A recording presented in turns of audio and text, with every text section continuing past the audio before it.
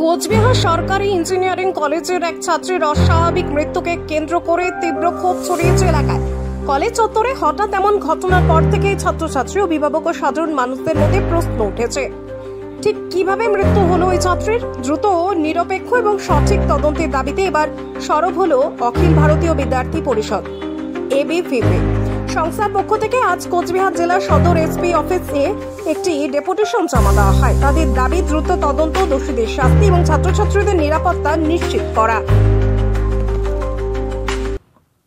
গত 22 তারিখ রাত 2:30 নাগাদ কোচবিহার ইঞ্জিনিয়ারিং কলেজের গার্লস হোস্টেল থেকে সেখানকার তৃতীয় বর্ষের ছাত্রী অন্বেষা ঘোষের দেহ উদ্ধার হয়েছে, ঝুলন্ত দেহ উদ্ধার হয়েছে।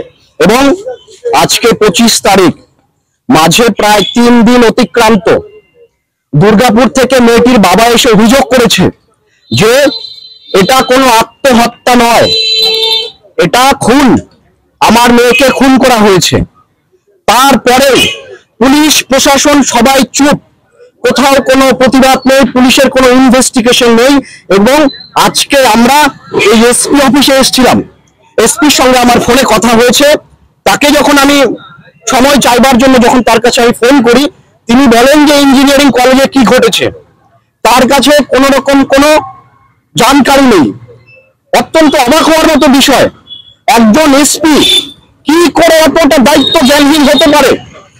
একজন তৃতীয় বর্ষের ছাত্রী কোচবিহারে খুন হয়ে গেল, তার ঝুলন্ত দেহ উদ্ধার হলো, কিন্তু এসপির কাছে কোনো রকম কোনো ইনফরমেশন নেই।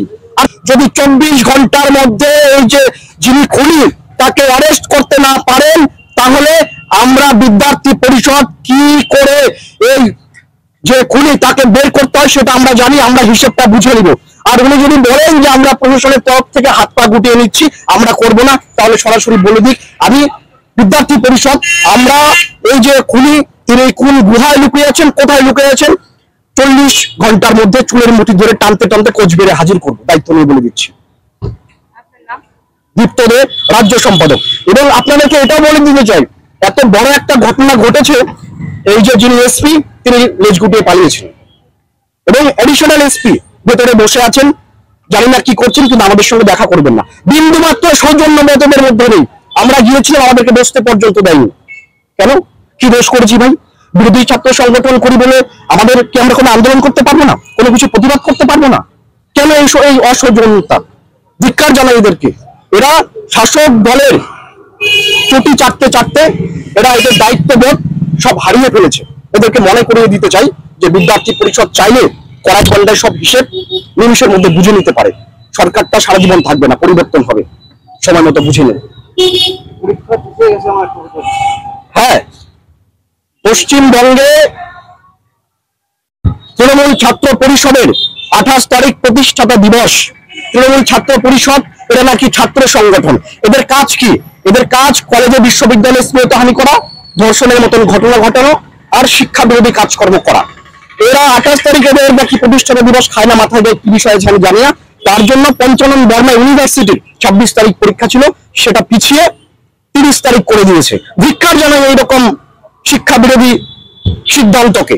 আমরা যাব ইউনিভার্সিটিতে, আর ওখানে ইউনিভার্সিটিতে না আছে কোনো রেজিস্টার, না আছে কোনো ভিসি, একেবারে কোন রকম কোনো পরিবেশ নেই। আমরা কালকে যাব ওখানে, ওনাকে বারবার ফোন করেছি, সময় চাইবার জন্য আমরা লিখিত আকারে দিয়েছি, আমাদের সময় দিচ্ছে না। আমরা কালকে চলে যাব, বাকি হিসেবটা ওখানে গিয়ে বুঝে নেব।